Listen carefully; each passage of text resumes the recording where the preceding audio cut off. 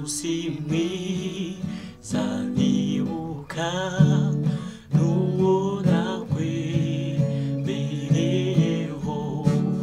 wambereye umucunguzi yewe isi byawe nishime singize Yesu wanyogeje ibyaha anyigisha by'inzira ye rwose ngeshi menezerwe singize Yesu wanyogeje anyigisha by'inzira ye rwose ngeshi menezerwe singize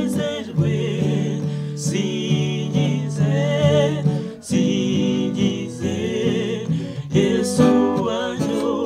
wanyogeje ibyaha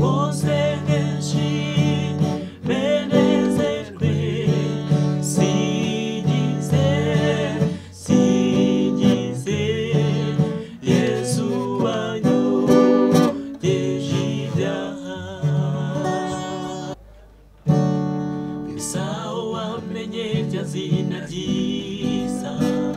y'umukiza wacu Yesu riraririmba muri isi yacu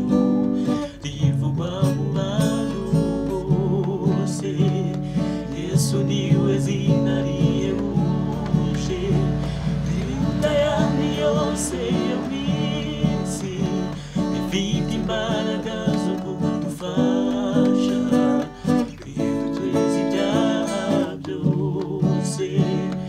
Yesu niwe zina rihebuje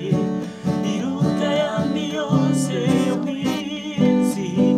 rifite imbaraga zo kudufasha riduteza ibyaha byose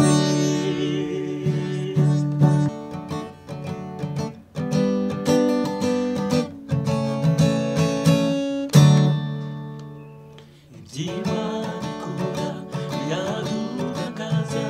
nuba bimenye uko biri ariko icyo nzi kuko Imana ishaka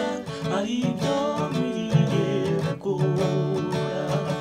ariko icyo nzi kuko Imana ishaka ari byo nkwiriye gukora Yesu nzi kufita magari ibihumbi